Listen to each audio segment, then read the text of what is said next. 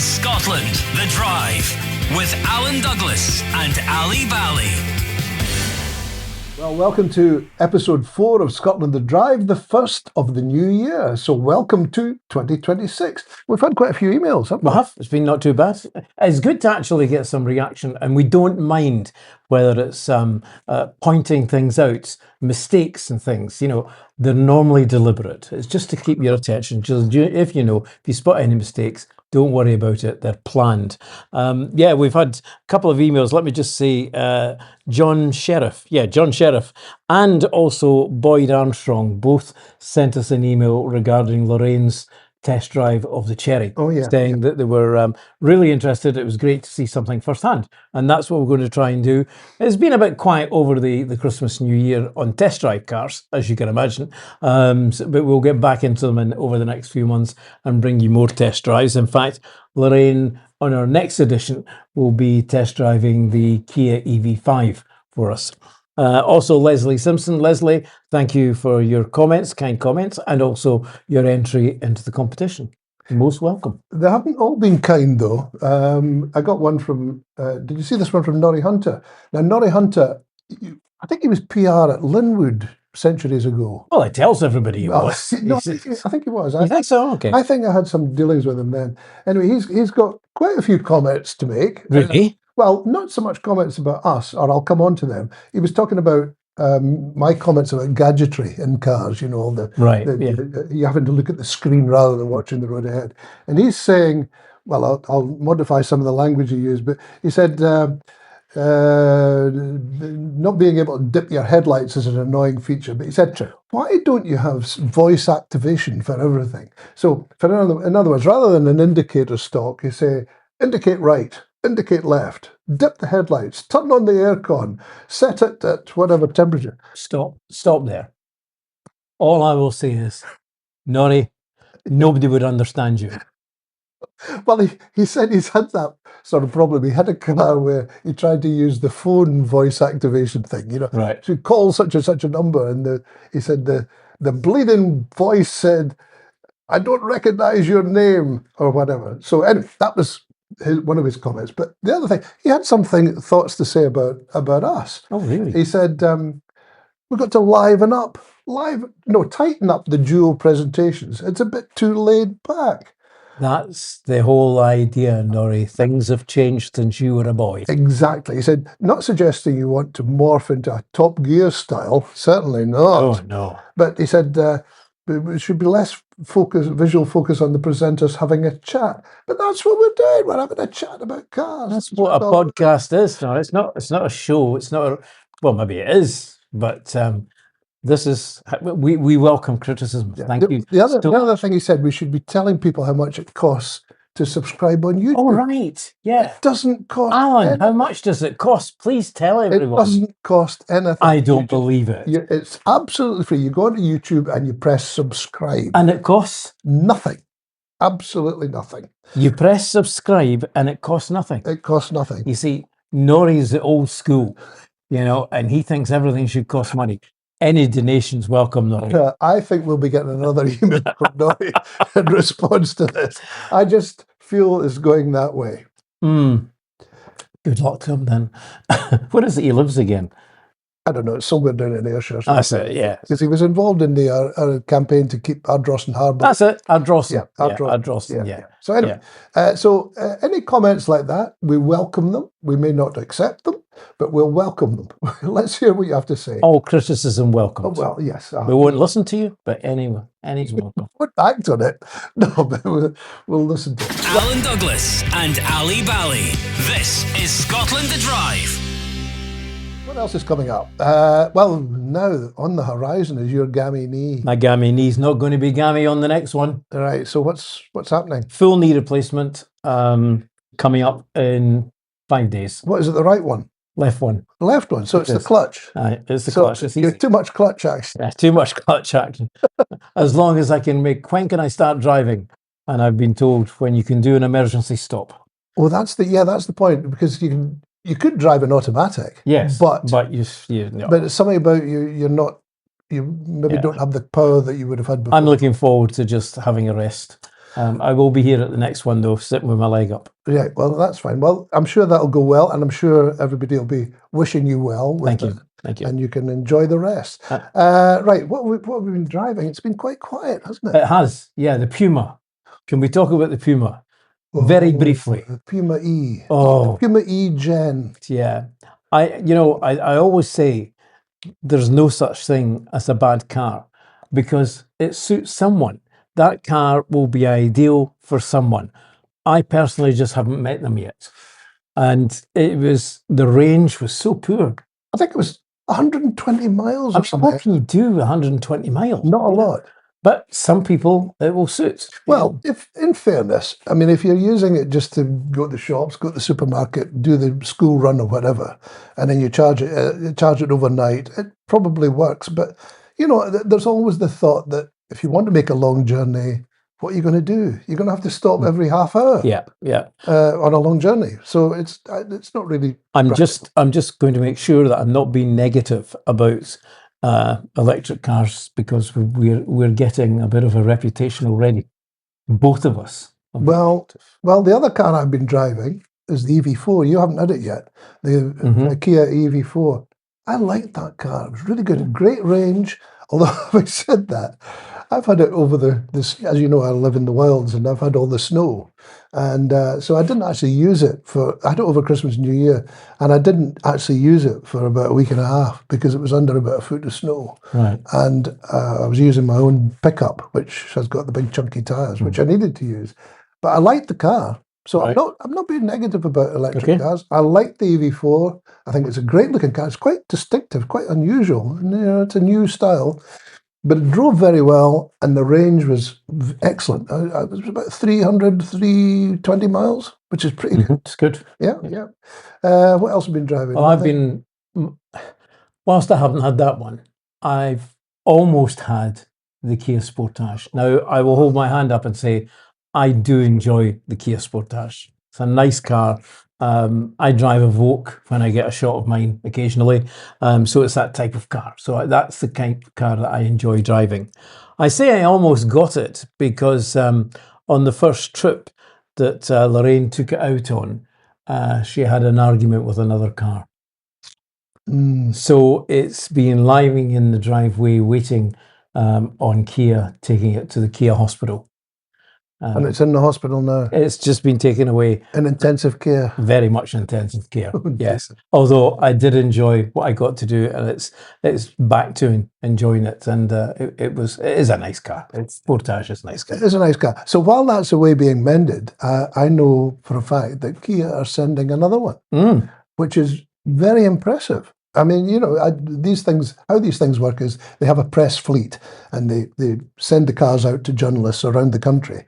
And so there was one for Scotland, but that one is now in the Kia hospital. And just point out that because it was Christmas and New Year, we get them for an extended period. So we don't have to move them around because there are 15 cars moving around Scotland between journalists at the same time.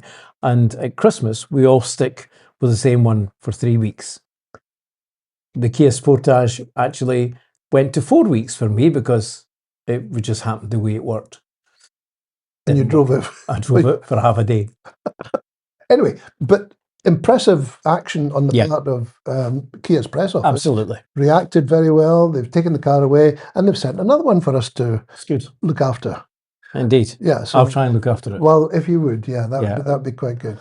Right, so not a lot of action on the. I should point out that's the first time Lorraine's ever had an accident in a press car. Yeah, she would ask for that to be pointed out. Yeah, well, let's hope it's the last. Right, okay, so you know what's in your tea, don't you?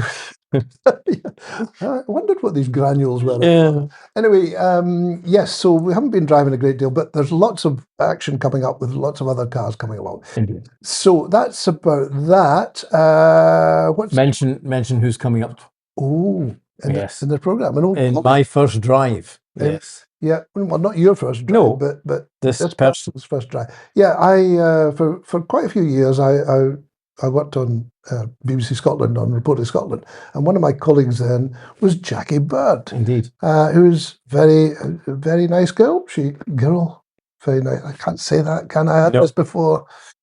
Jackie's a very nice person, and I worked well with her, and so she's going to be appearing later in this programme talking about her first car. So you'll have to stay tuned to see what Jackie's first car was. She's not a great car enthusiast, she claims. She claims, yeah. Yeah, but then when you hear about what her first car was and what her subsequent cars are, I think you might change all that. Anyway, that's coming up. But before all that, the quiz. Talk about an easy question. Well, it had desired effect in that we had lots and lots of entries. So thank you very, very much indeed. It was all got to do with the cherry. Is that the? That's the thing, getting ready to go there. The picnic bag. The picnic bag and the basket and all the rest of it. So we've put the names on little bits of paper and thrown them into Scotland the Drive mug. So dip in there and pull one of the bits of paper out, please. We'll see who won the picnic basket. Here we go. And the lucky winner is Derek Semple. Oh, congratulations, Derek. You might actually get the picnic hamper in time for the summer. So Derek, well done. He replied along with all the other entries with the right answer, which was 28 years. 28 years Cherry have been making cars. So well done, Derek. We'll somehow get that picnic hamper basket pack to you. I can say to you, Derek, that it will be me that gets it to you because, you know, he lives way in the wild. So we'll get that to you anyway, sometime for summer. Well done. And thank you to everybody who entered. Are we doing one this time? Don't know. We'll need to think about it. Okay, right. Need to see. We can't give away another mug, can we? I mean, we're not made of mugs. No, but they're dirty. They're needing wash, so we can send them out. It's all right. Scotland the Drive with Alan Douglas and Ali Bally. So, eyesight tests. For those of you who have to wear these things, I only wear these for reading. Or I only use them for seeing with, Yes. as they say. But now you only use them for reading. But some people do have to have glasses for driving. And the announcement about the government introducing compulsory, or possibly introducing compulsory eyesight tests for the over 70s. I think it's a good idea. I mean, I do think it's ridiculous that somebody can pass the test at 17 and they're never tested again in any way on their driving ability or their eyesight until they're 70. And even at 70, the eyesight test is, can you read that number plate at 20 meters? Yeah, I can. Or whether they can or not, Yeah. you know, you tick the box and it's self-certification effectively. So the government are planning to tighten up on that so that you will have to have a compulsory test when you come to renew your license at 70. Frankly, I think they should introduce eyesight tests earlier than that. I mean, your eyesight doesn't suddenly go when you're 70. It can go when you're 30, 40, 50, 60. So why not? I don't know how they would work the scheme, but testing your eyes or your eyesight in advance of 70 to make sure you can see where you're going, see the obstacles, see the obstructions, see the danger. Do you think those just your eyesight? Do you think when you're getting to that senior age of 70, which we've both passed, do you think we should be looking at smaller, not full driving test again, but something that says, yeah, that person's okay? I can hold my hands up and say that I get tested every 5 years because I'm diabetic. My license and everything goes back to the DVA, and then they send it back to me if I've passed all the right to my doctor, the right to my consultant, and so therefore my eye test gets done every year anyway. Yeah, I think there should be. Well, it's not. I mean, eyesight's only one of the things. I mean, that's what I mean. You know, you were talking about your knee and whether you're able to do an emergency stop. You know, if you have weak muscles or whatever, maybe you're not able to do an emergency stop. Maybe that should be tested. I don't know. But the fact is the roads are potentially dangerous places. They're busy places. You've got to really be on the ball to be on the road and be safe, not just for yourself, but for everyone else. So I do think it's something that should be looked at, not just eyesight, but general competence or physical ability to drive a car. I know it's never been easier to drive a car, but I think the problem with it would be at the moment the DVLA and the time it's taking for people to get their driving test to be able to sit it. Reading just the other day of a young guy who's 6 months he had to wait on his driving test because of the backlog. And currently the DVLA and the current government are saying, well, it's the antiquated system that we've inherited. Where did you read that? The Civil Servants Handbook. You know, somebody has to take ownership, and there's an awful lot of things at the moment that nobody's taking ownership for. Yeah, but the other side to that is maybe it's not a bad thing that they have to wait 6 months for a driving test. You know, maybe they need 6 months of extra instruction, extra training. No, they're waiting 6 months because there's not enough examiners. Well, use that 6 months to do more training, do more lessons, get more experience on the road. So that's what do you then say to those that you've been encouraging over the last couple of podcasts to go for the teenage driving lessons, and they, so they go for those lessons, and then they get to 17, then they've another 6 months to go.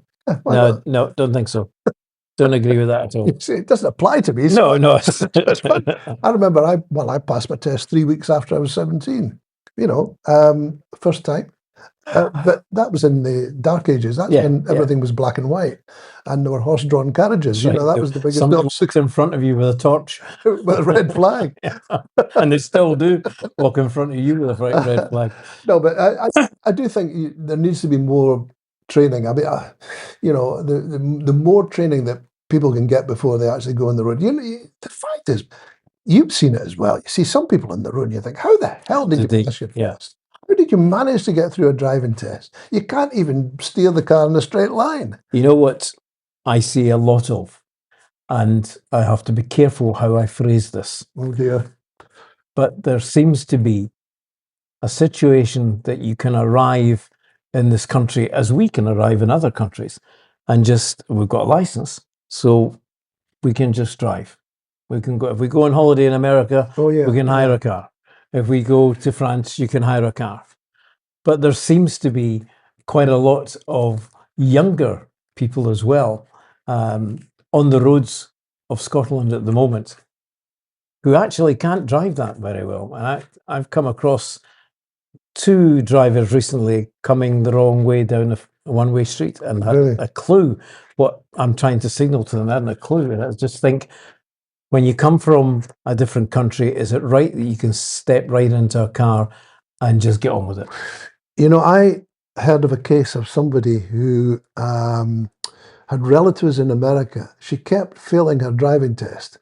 So she went to stay with relatives in Canada for a summer holiday job or something, and did a driving test in America. And you know the driving test in America, what it consisted of? You drive around a supermarket car park for 20 minutes. And if you don't hit anything, you've passed. She got an American driving license, came back here and drove on the roads here. Okay, albeit for maybe 6 months. Yeah. But there are ways around it. And I do think it's ridiculous. I not only heard of this, but I knew this person who only did left turns. Now, she'd passed a driving test, but whenever she went on a journey, she would only turn left. So she planned a journey so that she didn't have to do any right turns, because she didn't like doing right turns. They were a bit, because sometimes it meant crossing over somebody else's carriageway of cars coming towards you. So she planned the whole journey so that she only did left turns. Bizarre. And that she'd passed a driving test. So amazing.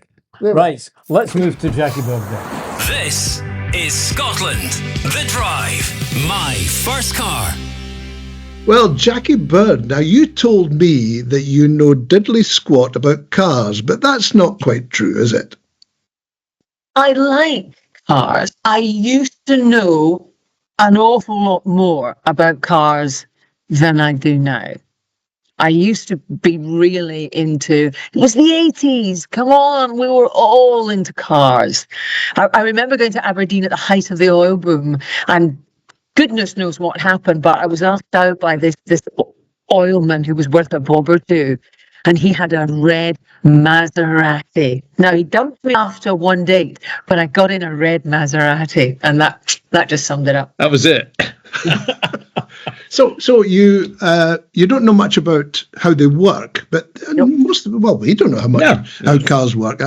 I know how to switch them on, and that's about it. But you do like your cars, don't you? I do. My pride and joy of my entire car driving existence was in the 80s when I had a red XR3i with Go Faster stripes, and I was the bee's knees. And did you drive it fast? Probably then a bit too fast. You know what you're like. You think you're invincible. I mean, in the 80s, I was 10, I was 15. I don't know. You drive a bit. It was nippy. I've grown out of that now. But oh, how I loved that car. So why did you like it? The fact that it was red because it had Go Faster stripes. What was it? It was the years of the XR3. I remember people had XR3s and XR3is, and the one that I coveted but never got. It was the next step was the RS Cosworth. You remember? Oh yeah. And I coveted an RS Cosworth, but you never achieved it.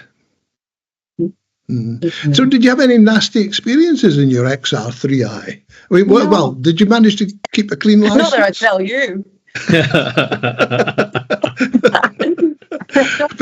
Did you have a clean license? I had a very clean license, actually. Unlike someone I know, Mr. Douglas, in those days. But we'll draw a veil across that. Oh no! No disclosing any secrets. Right. Okay. I know where the bodies are buried. No, I was very good, and I was very lucky. And after I had the XR3i, just to give you the idea of the sort of cars I was into, I had always coveted a Porsche.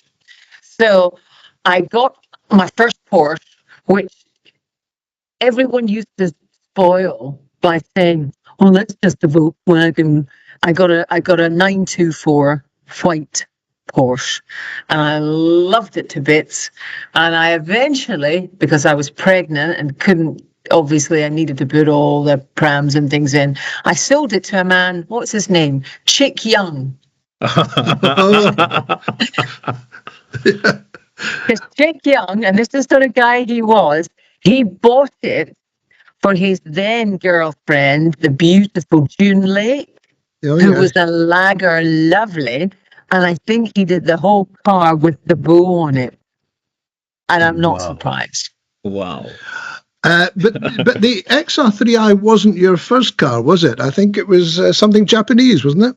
I had a Datsun. And sorry to play to stereotypes, it was the rustiest Datsun in the world. I mean, these days, kids, when they pass the test, they get new cars or they do lease hires. Obviously, when I was that age, there was nothing like that. So it was a few £100. It was a gold Datsun. It was so rusty that you could see the road whizzing underneath you. Like it probably shouldn't have been on the road, but I was able to drive. And when we all think back, the freedom of actually getting a set of keys. And I used to take my girlfriend Senga into Glasgow because I lived in deepest, darkest Hamilton. And Senga and I would drive. She was at the art school and we'd go to the trendy discos. And she always hated me driving in because I was a young journalist at the time. And anytime a fire engine or a police car passed us, I would give chase in case there was a story. How pathetic is that? And could you keep up with it in your rusty Datsun? No, I couldn't keep up with it. But it meant we either got to the disco late or we got home late. I've just got the visions of the feet outside, no floor, and just, right, let's move here. Come on, Senga, get your legs going. Like Fred Flintstone. Yeah. Okay, right. So we've had the Datsun, the XR3i, the Porsche. The last time I saw you behind the wheel, I think you were in a white Range Rover. Oh, I love that. Well, Datsun got it at a Porsche. Then I became very, very, after the Porsche, because I had a baby and I needed to grow up, now none of these cars were new. Let me just make that very clear. None of them were new. I got a 5 Series white BMW possibly the most boring car on the planet. So suddenly I was mumsy with a tank, a big lumpen tank. This was in the early 90s. So I couldn't get shot of that fast enough. And then I met my true love, which was Land Rover Range. I had 3 Discoveries. The first one was, the old 7-seaters? Do they still make 7-seaters now? Yeah, yes, yeah. Oh, glorious. That was before they changed the shape into this ridiculous box lorry. There were classy cars, lovely cars, aesthetically beautiful cars. So I had 3 Discoveries. Then I had a white Range Rover, and then I had a black Range Rover Sport, which my husband said made me look like a drug dealer. And I loved that. And then I just thought, it's getting a wee bit big. And I moved into my current car, which is a Porsche Macan. Oh, I love it. nice. I Yeah. love it. It's not electric, though, is it? No, when I got it serviced, they gave me a fancy schmancy electric one, a more sporty one that cost. I don't want. All I know is I've never spent a day driving so terrified in my life. I was parking at sort of 3 miles away from Sainsbury's because I didn't want how people can drive cars that cost. Now you guys will know. I'm sure your cars are 6 figures plus. Oh, easily. Yeah.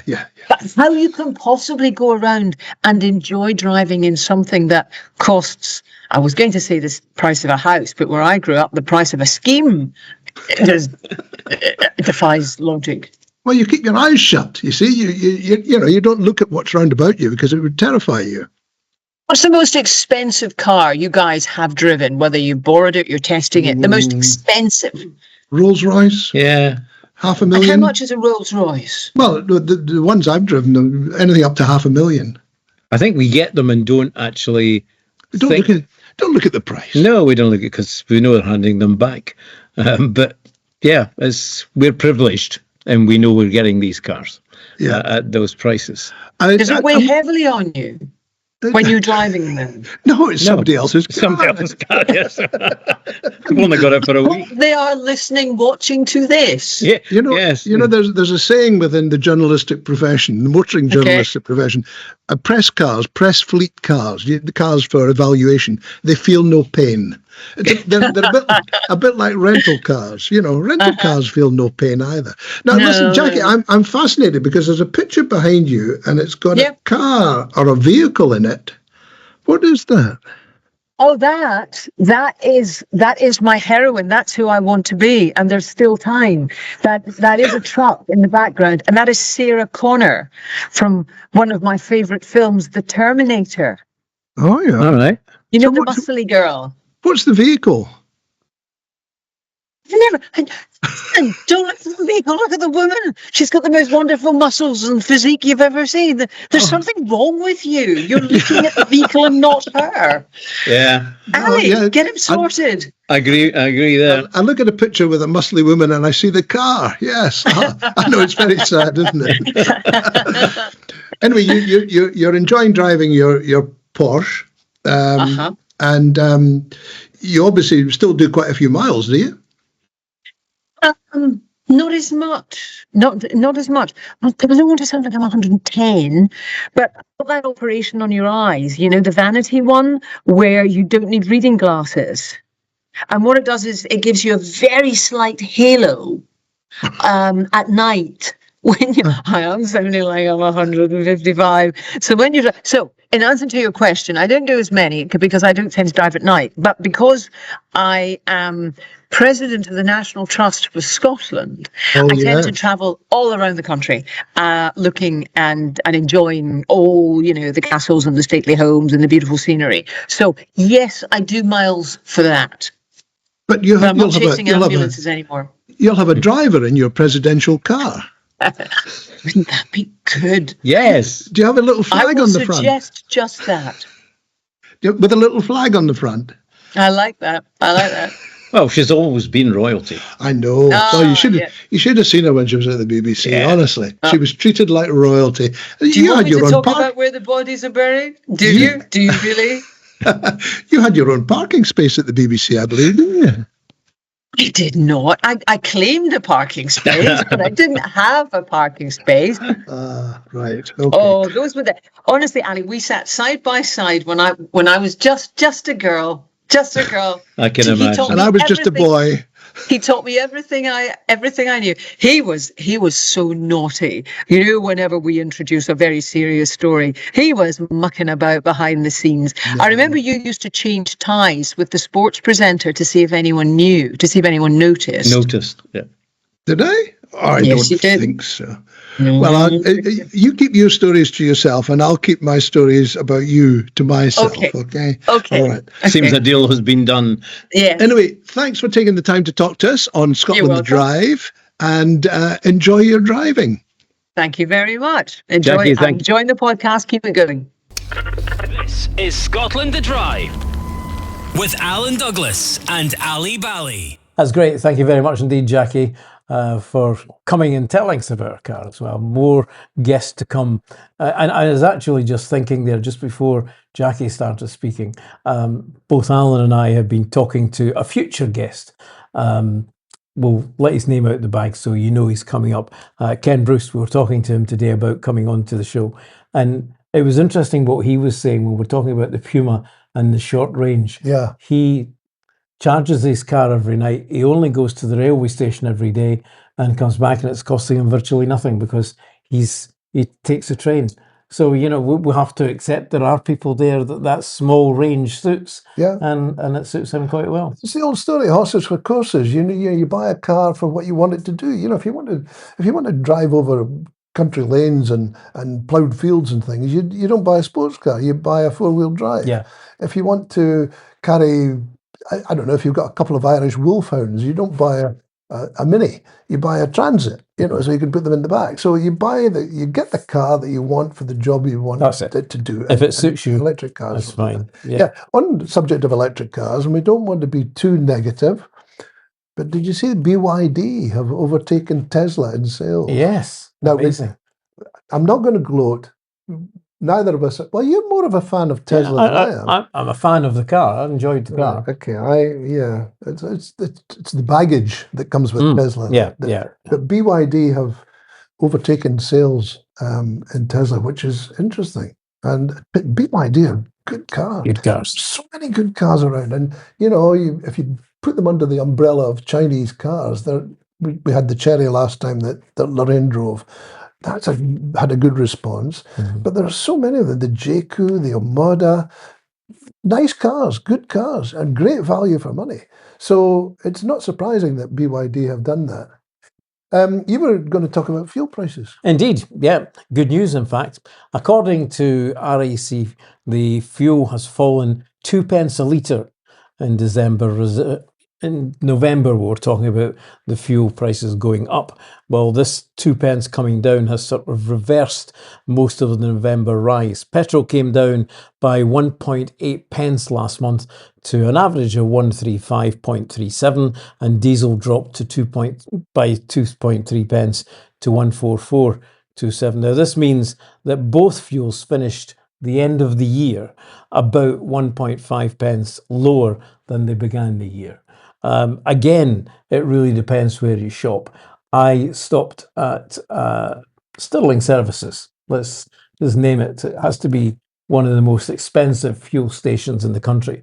And whilst everybody around about the towns and things and supermarkets were averaging about 130, 140, 167 for a litre in Stirling. So to me, it is always, you should be shopping around or planning your journey. I plan my journey never to have to stop at Stirling Services. Oh, absolutely. For fuel.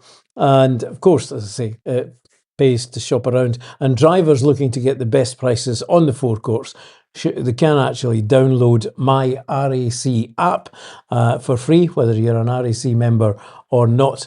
And you can search up to 5 times a day for the cheapest fuel over a 2, 5, or a 10-mile radius. Now, you see, some people would say, how much was it cheaper? Or what was it? 135. Yeah. Yeah. Diesel was 144. Exactly. Something you would pop the champagne corks over. I mean, it's not very much, is it? No, but when you fill up a tank, a big tank. Yeah. I mean, my pickup, you can easily put in 70 quid's worth. And if you're saving, well, a couple of pence here and there per litre, makes quite a difference when you're doing that sort of scale of tank. But but it's good news. But I wonder what will happen with the international situation with the President Trump. I know. And, yes. And where it will end up. Ukraine and all the rest of it. And well, we'll just have to wait and see. The fact is, we have no control over it. We have to pay whatever. We've got to wait. That's the price. But you can shop around. That's the main point. Yeah. And while the fuel prices are coming down, drink driving figures are going up. Indeed, yeah. On the research I was doing, 8 out of 10 motorists think tougher measures are needed to tackle drink driving. 82% of people think we should have tougher situations. It's a big number, actually. And it follows on from the latest government statistics showing that the number of drink driving fatalities has risen to its highest level since 2009, accounting for a fifth, that's 18% of all road-related deaths. UK government figures show that up to 300 people are losing their lives every year due to drink driving. So the question is now the time for tougher action? And the tougher action that is taken already in some countries that they're looking at for here is the time now to introduce alcohol interlocks. Do you know what an alcohol interlock is? You can't start the car and Absolutely. you have to breathe into... Right. It reduces instances of repeat driving in some countries. According to recent research, 4 in 5 drivers in the UK support the introduction of alcohol interlocks, or alcolocks as they're called. They're already used effectively in many other countries, from being stops the car obviously being started or driven. And it's already successful in Belgium, Netherlands, Australia, New Zealand, United States.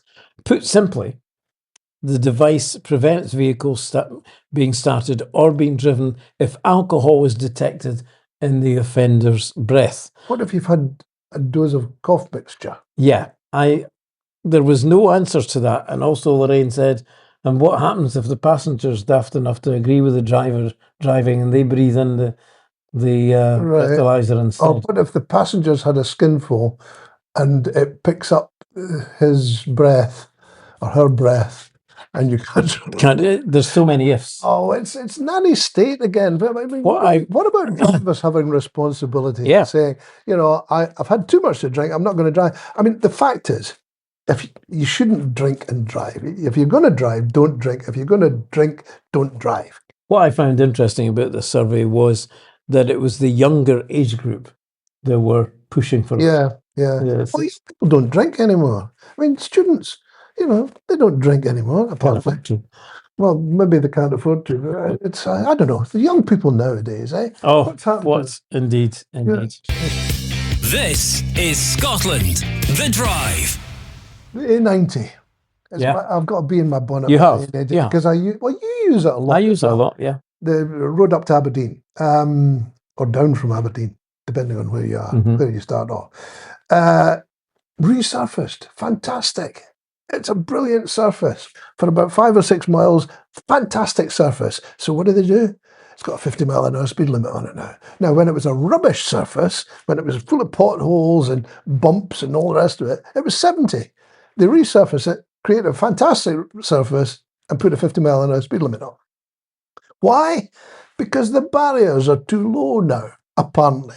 All right. Now, the thinking, or as I understand it, what they've done is they've resurfaced the road, they brought the height of the road up, so the barriers in the central reservation aren't high enough if there's to stop a crossover. Really? I mean, how much of a surface have they laid?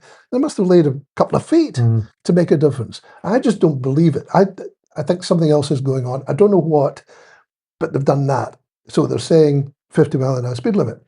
Not just that, then there's now going to be a contraflow because they're going to do some work on the North Water Bridge. Close or have contraflow for 4 months. So this road, which has been a nightmare for thousands of drivers for many years, is now great. But it's now got a 50-mile-an-hour speed limit, and there's a contraflow for 4 months. I don't know. I think for a main arterial road heading through Scotland, from taking you from central Scotland to the north, it's pretty shabby. Yeah, it is. I mean, all the talk is about the A9 and dualling the A9. What about improving another major road? You know, rather than concentrating, the dualling is an important issue. Yes, absolutely. But the A90 is it's a crucial road. Okay, Aberdeen maybe isn't quite the oil capital it was, but it's still a very important city. Yeah. And something's got to be done about it.